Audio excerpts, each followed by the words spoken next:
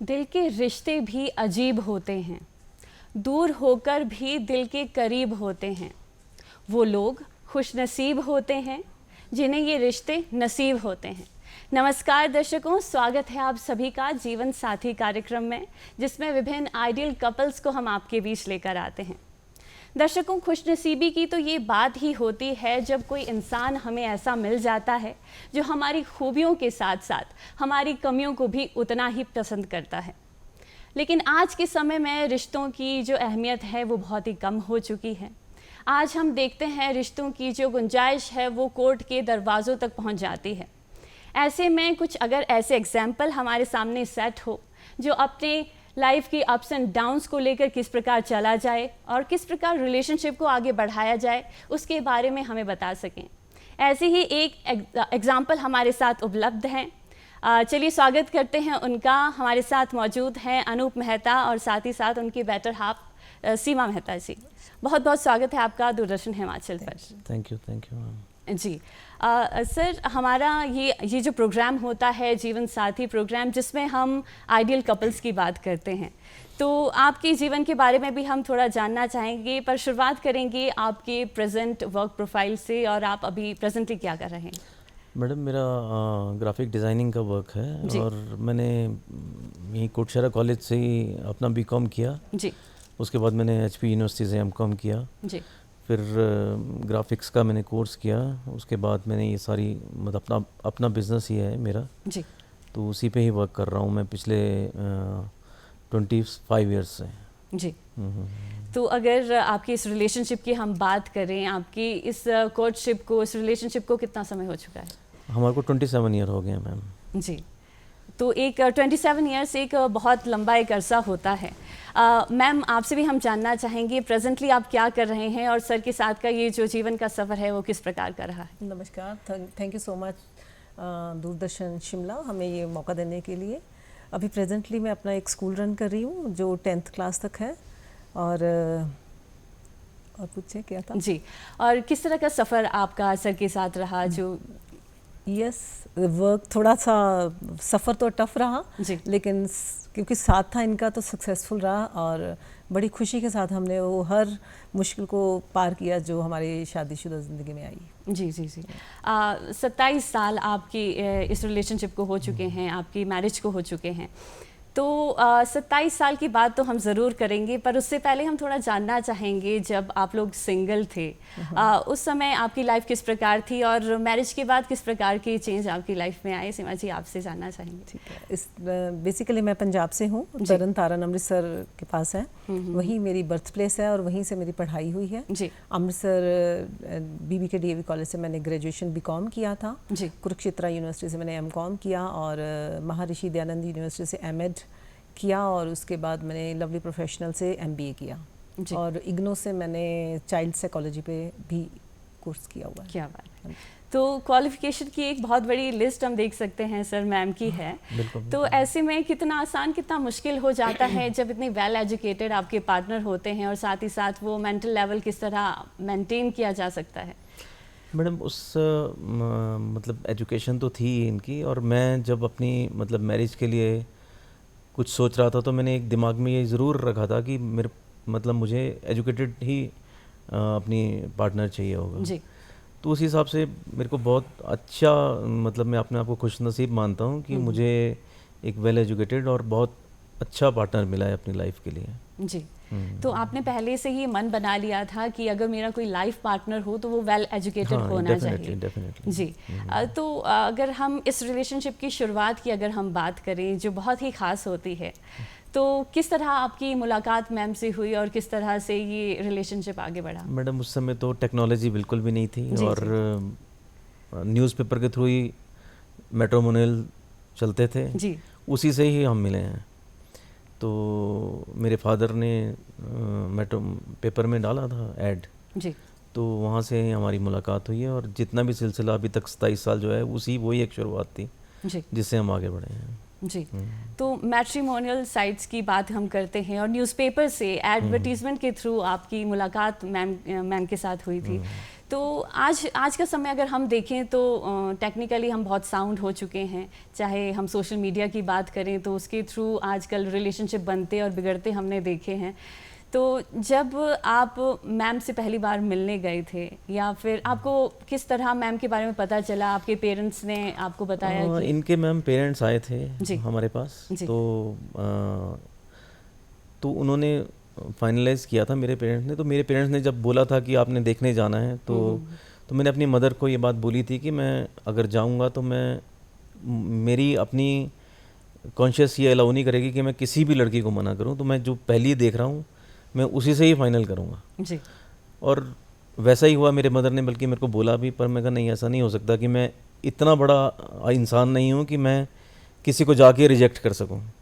तो मेरे को जो लगा कि मेरे को, और वैसे भी सब कुछ ठीक रहा, तो मतलब मैं जब वहाँ गया तो मेरे को सब कुछ पसंद आया और मैंने हाँ की। जी। जी। और वहीं पे हमारा रोका जो बोलते हैं वो हो गया और एंगेजमेंट भी वहीं पे हो गई। जी। उसके बाद मैरिज हुई हमारी। जी। तो उससे पहले थोड़ा बहुत फोटो एक्सचेंज जरूर हुआ हाँ, डेफिनेटली फ़ोटो तो एक्सचेंज हुई थी, इनके पास भी गई थी और हमारे पास भी गई थी। जी। तो ना करने की तो कोई गुंजाइश ही नहीं रही होगी, क्योंकि हम मैम को देख सकते हैं कि कितने ही ब्यूटीफुल मैम आज भी लग रहे हैं और वैसे भी उस दौरान भी रहे होंगे।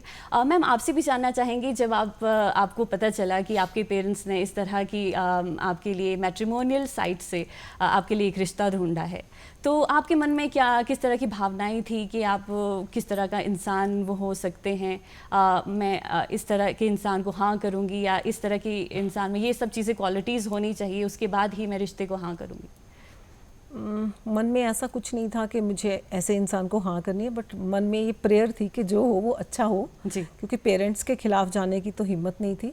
तो मेरे मौसा जी ने उनको फाइंड किया था रिश्ता, तो उन्होंने बुलाया हमें, जब पंचकुला में रहते हैं वो, तो वहीं पे वहाँ हमें दिखाया। और जब उन सब ने येस कर दी तो मेरे पास ना का कुछ था ही नहीं, सबको अच्छा लगा। तो जैसे पेरेंट्स ने बोला वैसे तो मैंने कर दिया।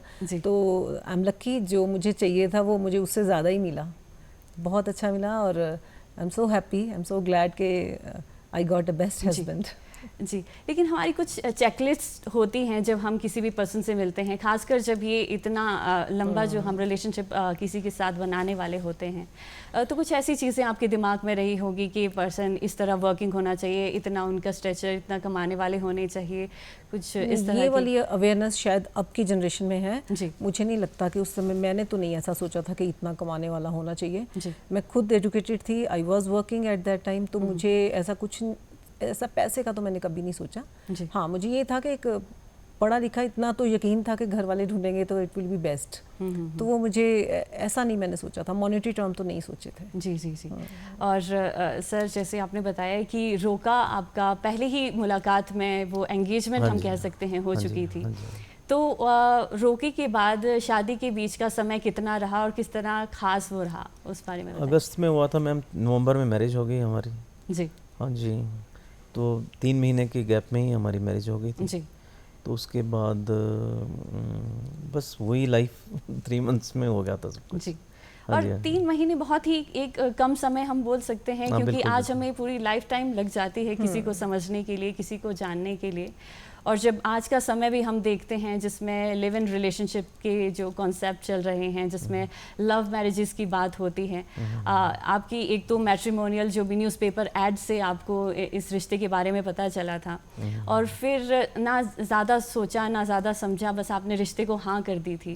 तो वो जो समय 3 महीने रहा, तो क्या कितनी बार आपकी मुलाकात हुई, कितनी बार फ़ोन नंबर किस तरह एक्सचेंज हुए थे? फ़ोन तो मैडम उस समय लैंडलाइन ही होते थे। जी। और लैंडलाइन में भी जो घर पे लैंडलाइन था या इनके पास था, तो इतनी फ्रीली बात नहीं हो पाती थी क्योंकि पेरेंट्स और सब वहाँ पे होते थे। जी। तो कम ही बात हुई मैम, 3 महीने तो इतना कुछ खास बात नहीं हुई हमारी। जी। तो आपने जानने का इतना प्रयास भी नहीं किया, क्योंकि आज हम देखते हैं कि बॉयज़ एंड गर्ल्स की बहुत ही अग्रेसिव होते हैं कि नहीं हमें मिलना है, अगर हम उस पर्सन से मिलेंगे नहीं तो उसके बारे में जानेंगे कैसे? तो ऐसी कुछ भावनाएं आपके मन में नहीं रही थी क्या? नहीं मैम, ऐसा हो सकता है कि रही भी हो और मौका ही ना मिलता हो, वो भी एक बात हो सकती है। जी। जी। पर ऐसा कुछ तो उसमें सब हमारे जितने भी दोस्त थे या जिनके भी होते, सब इसी पैटर्न पे चलते थे। जी। तो सब ऐसे ही रहते थे, सब ऐसे ही जीते थे। और एक अच्छा था, मुझे तो लगता है जितने भी मेरे फ्रेंड्स हैं जो भी मतलब अभी तक भी उनकी हमारे साथ ही उनकी मैरिज हुई है और सब सक्सेसफुल मैरिज है। जी जी सब हंस खेल रहे हैं, अपनी अच्छी खुशी। ऐसा कुछ मुझे लगता है ऐसा कुछ होता नहीं है कि लिव इन रिलेशन में रह के या किसी से मिल के आप उसके बारे में बहुत जान जाओगे, ऐसा नहीं होता। मेरे को ऐसा लगता है क्योंकि उस समय वो दोनों दिखावा कर रहे होते हैं। असलियत तो उनकी बाद में सामने आती है जब वो घर पे आते हैं, कुछ गुस्सा होता है या कोई आदमी अगर मतलब नहीं उसने तैयार हुआ हुआ वैसा उसको देखना, तो वो जो चीज़ें हैं वो चीज़ें बाद में ही पता लगती हैं। उसका आपको पहले, मेरे को लगता है कि ऐसा इन बच्चों को शायद पहले पता ही नहीं लगता होगा। जी जी। पहले हम शुरुआती किसी भी रिलेशनशिप की होती है तो उसमें हम अपना अच्छा फेस ही दिखाते हैं कि हम जो पॉजिटिव्स हमारे में होते हैं सिर्फ वही हम शो ऑफ करते हैं। लेकिन विद टाइम वो सब चीज़ें दिखने लगती हैं जब हम पर्सन के साथ रहने लगते हैं। अच्छा, हमारे टाइम में एक्चुअली एक क्रेज़ भी होता था, मतलब क्योंकि मुलाकात बड़ी मुश्किल होती थी। तो किसी को मिलना इतना आसान नहीं होता था, तो वो एक चार्म रहता था जब किसी से मिलते थे या कुछ ऐसा था। अब अवेलेबिलिटी बहुत ज़्यादा हो गई है बच्चों में ना, जी जी, इसलिए वो चार्म भी शायद पता नहीं अब ख़त्म हो गया है या इसलिए डिवोर्स केसेस और ये सब चीज़ें ज़्यादा होने लग पड़ी हैं। जी। टॉलरेंस कम है, एक्सपेक्टेशंस बहुत ज़्यादा है। शायद हम दूसरे पर्सन को ज़्यादा डिपेंड हो जाते हैं अपनी हैप्पीनेस के लिए और ये भूल जाते हैं कि हमें भी उनकी हैप्पीनेस का कारण बनना चाहिए। मैम, जब ये 3-4 महीने का समय बीता, फिर आपकी शादी हुई, जब आप पहली बार उस घर में गए और तब आपको किस तरह का कोई कल्चरल शॉक लगा? क्योंकि हिमाचल में और आप तरन तारण जिस एरिया से आप बिलोंग करती हैं, तो कुछ ऐसी डिफ़िकल्टीज़ आपको फेस करनी पड़ी हो? बहुत थी जी। एक कॉइन के दोनों अलग अलग हेड और टेल वाला हिसाब था। जी जी जी। तो मेरे लिए तो मुश्किल था बहुत। वेदर बिल्कुल चेंज था और वहाँ हम 1 मिनट में एक जगह से दूसरी जगह, यहाँ तो जब मेरी यहाँ पे हम आए शादी के बाद तो हमारे तो नीचे से ऊपर तक चल के जाना पड़ा, तो मैं इतना तो वो बहुत टफ था जी।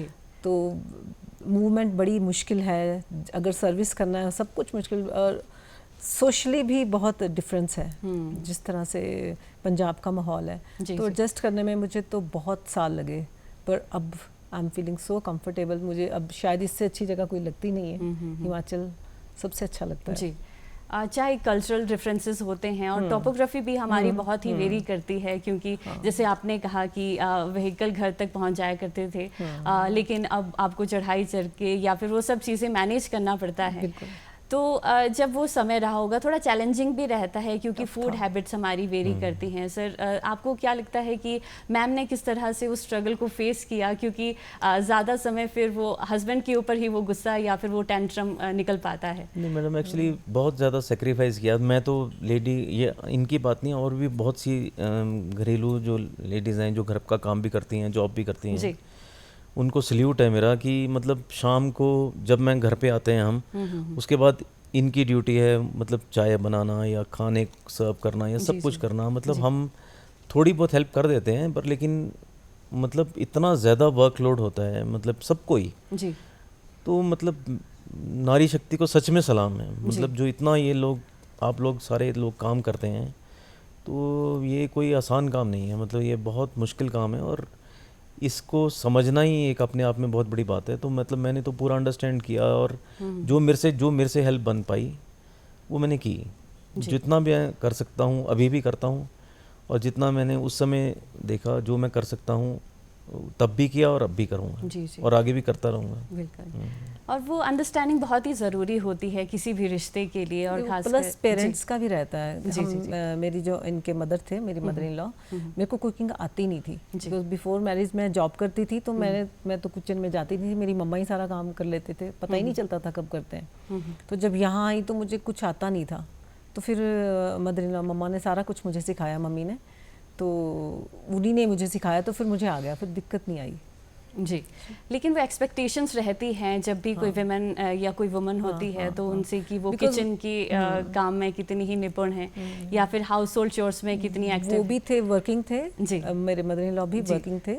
गवर्नमेंट वो समझते थे इस बात को कि बच्चा पढ़ के आया है, और अभी जॉब ही कर रही थी और मैं आ गई, शादी हो गई, तो वो उनका कॉपरेशन काफ़ी रहा उसमें। उन्होंने सब सिखाया, तो मैं वो चल पड़ा, सब नॉर्मल हो गया। जी जी हाँ जी। तो वो नॉर्मलाइज हो जाती है लाइफ, उसके बाद हम देखते हैं कि बच्चों का इन्वॉल्वमेंट हमारी लाइफ में होता है और एक बहुत बड़ा चेंज हमारी लाइफ में आता है। तो फिर किस तरह से उस रिलेशन में कुछ डगमगाहट सी महसूस भी होने लगती है, क्योंकि जब कोई भी पार्टनर होता है उसको ज़्यादा समय देना पड़ता है, किसी पार्टनर का समय इतना हमें नहीं मिल पाता है। तो अनूप जी, आपसे जानना चाहेंगी कि जब बच्चों का इन्वॉल्वमेंट आपकी लाइफ में हुआ, जब बच्चों की एंट्री आपकी लाइफ में हुई, तो किस तरह के बदलाव जीवन में आए? एक्चुअली जब बच्चे हुए तो हमारा स्ट्रगलिंग फेज था सारा। जी। तो मैम भी उस समय स्कूल रन कर रहे थे, मैं भी अपने बिजनेस में इन्वॉल्व था।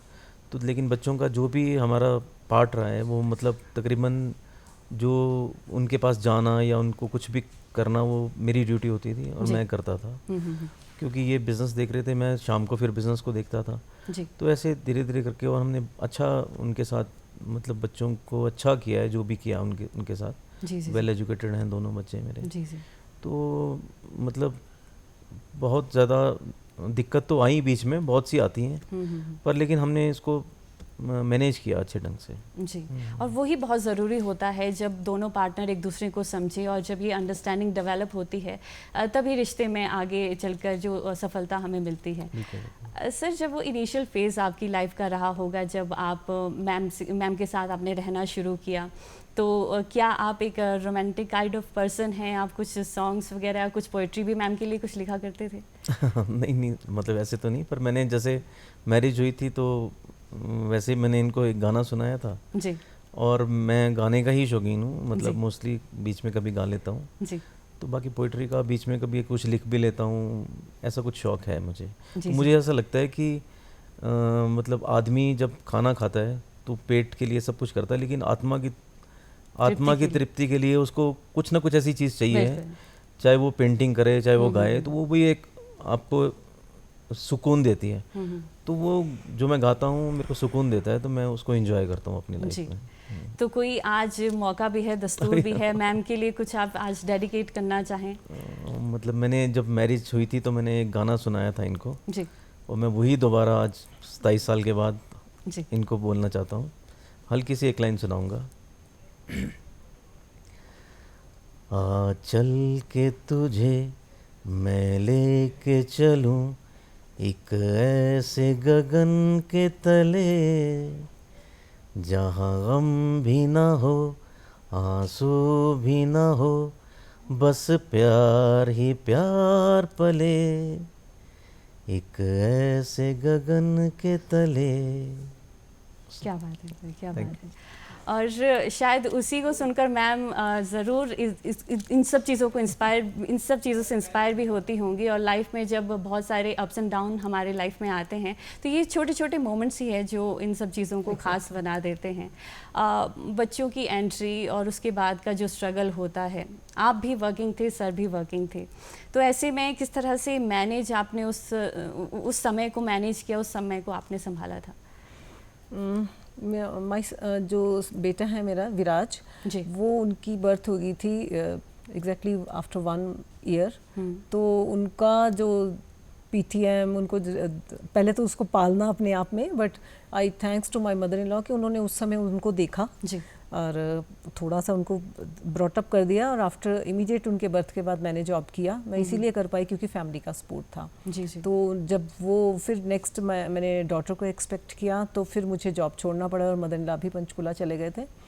उस समय फिर दिक्कत आई थी बहुत, क्योंकि सन को देखना होता था, इनका काम था और ऊपर से मेरी जॉब थी। फिर मैंने जॉब को छोड़ा, बेटियाँ आई जब तो वंशिका जी जी। तो उसके बाद इन्होंने फिर यही लुक आफ्टर करते थे। थोड़ी टाइम तो मैंने उनको देखा, लेकिन क्योंकि पढ़े लिखे थे तो ऐसा लग रहा था कि कुछ काम तो करना है, मैं नहीं बैठ पाती थी घर में, जॉब कर नहीं पाते थे क्योंकि बच्चों को छोड़ के शिमला में, ये हिमाचल में प्रॉब्लम है।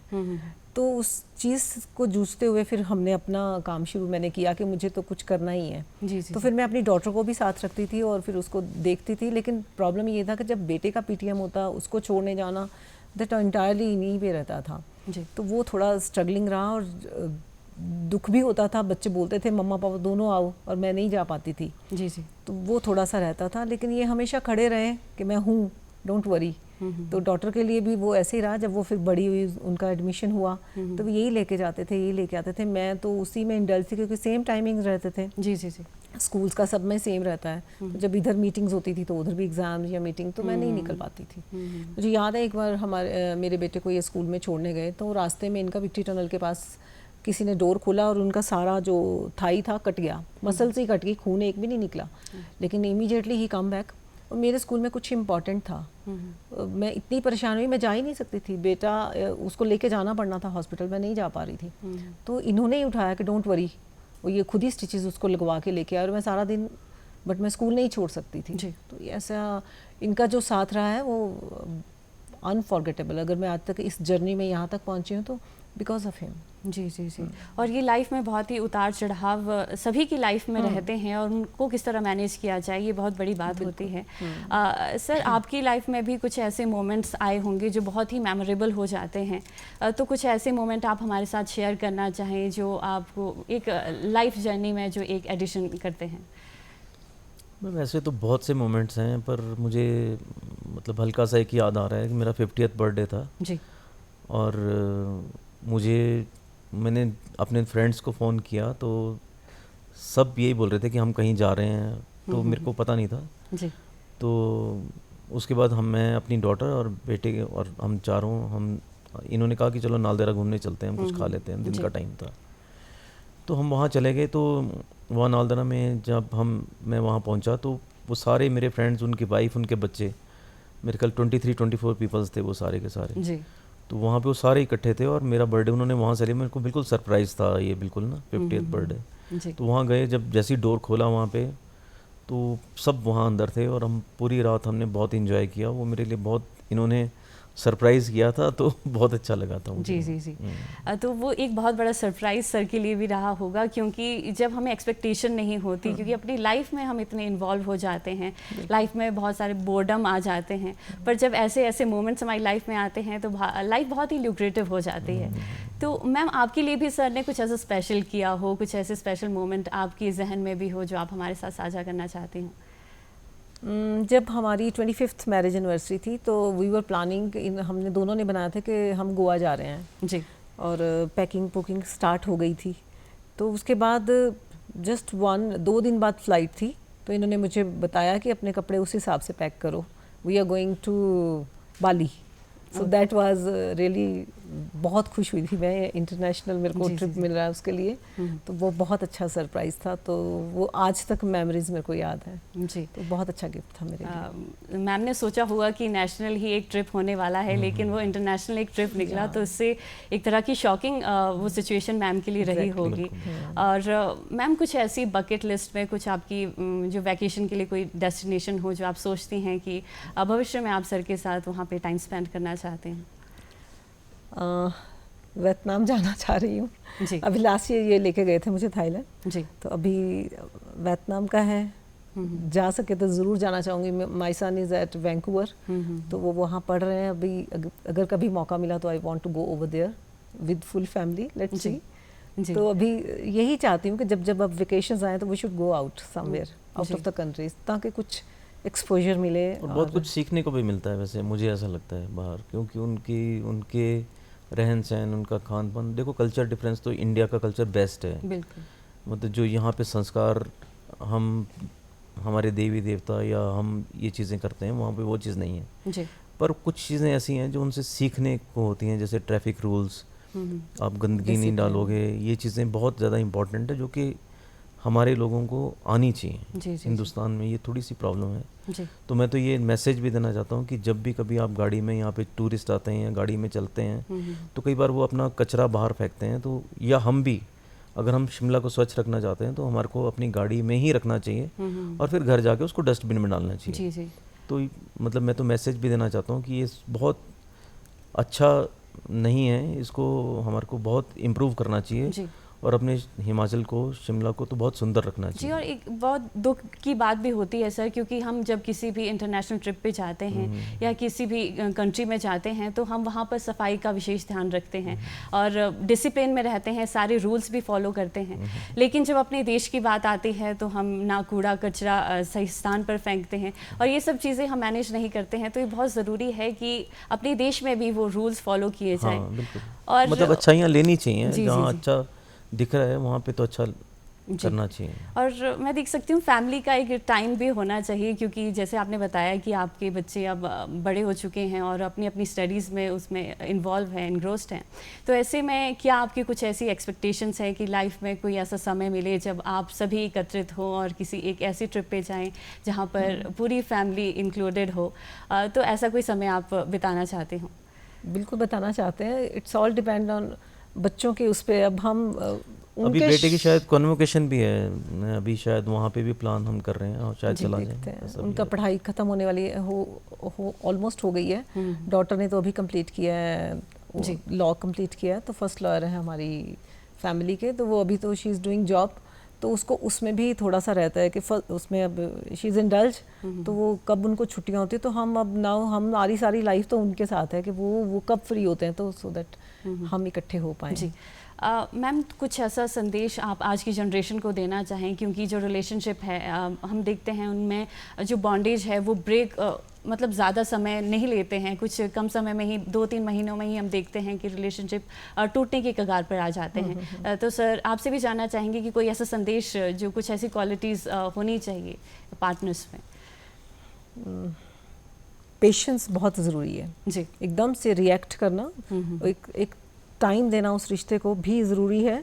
ऐसा तो नहीं है, हर कोई परफेक्ट तो नहीं होता, ना होता है ना होगा जी। बट कॉम्प्रोमाइज़, पेशेंस, अंडरस्टैंडिंग, इसमें लाने के लिए थोड़ा सा टाइम लगता है, तो थोड़ा सा सब्र रखना चाहिए। हर लाइफ सक्सेसफुल हो सकती है, may be love marriage, may be arrange, लेकिन वो अंडरस्टैंडिंग इम्पॉर्टेंट है। एक दूसरे को समझने में ऐसा नहीं हो सकता कि आप 1 महीने में किसी को अंडरस्टैंड कर जाएं। इट विल टेक टाइम, साल भी लग सकता है, बट जब वो अंडरस्टैंडिंग हो जाती है तो फिर लाइफ आप फुलेस्ट एंजॉय करते हैं। तो अंडरस्टैंडिंग बहुत ज़रूरी है। जी। कुछ ऐसी क्वालिटीज़ आप ऐड करना चाहें अनूप जी की? नहीं, ठीक बोला, मतलब अंडरस्टैंडिंग और ये सब चीज़ें ज़रूरी हैं। और मुझे लगता है कि ये एक जैसे एक गियर बॉक्स होता है कि एक दूसरे के साथ अटैच करके तभी वो चलता है सिस्टम, तो उसको हस्बैंड वाइफ को उसी ढंग से चलना चाहिए और तभी गाड़ी आगे जाएगी। तो अगर हमें शादी रूपी इस गाड़ी को आगे बढ़ाना है तो दोनों पहियों को दुरुस्त रखना होगा और उन्हें साथ साथ चलना होगा। चाहिए ऐसा नहीं हो सकता कि एक पहिया कमज़ोर रह जाए और दूसरा स्ट्रांग हो जाए। कमज़ोर नहीं, थोड़ा सा टाइम चाहिए। मतलब कोई भी रिलेशन को देखो, शुरू में जब भी आप मैरिज करते हो तो ये तो किसी समझना भी थोड़ा मुश्किल relationship होता को है। आगे बढ़ाने के लिए वो सब बहुत ज़रूरी होता है। एक दूसरे को समझना, एक दूसरे को जो अंडरस्टैंड करना, उनकी प्रॉब्लम्स और एक दूसरे को समय देना बहुत ही आवश्यक है। ये सभी बातें हम आदर्श जो हमारे कपल्स होते हैं उनसे जानने को हमें मिलती हैं। तो आप दोनों का बहुत बहुत शुक्रिया हमारे शो में आने के लिए और इतनी जो अपनी लाइफ जर्नी है हमारे साथ शेयर करने के लिए। Thank you. दर्शकों, हमें आशा है आज के जो हमारे गेस्ट थे उनकी लाइफ के बारे में जानकर आपको बहुत अच्छा लगा होगा। आज मेरे साथ बस इतना ही। आप देखते रहिए DD हिमाचल। हमें दीजिए आज्ञा। नमस्कार।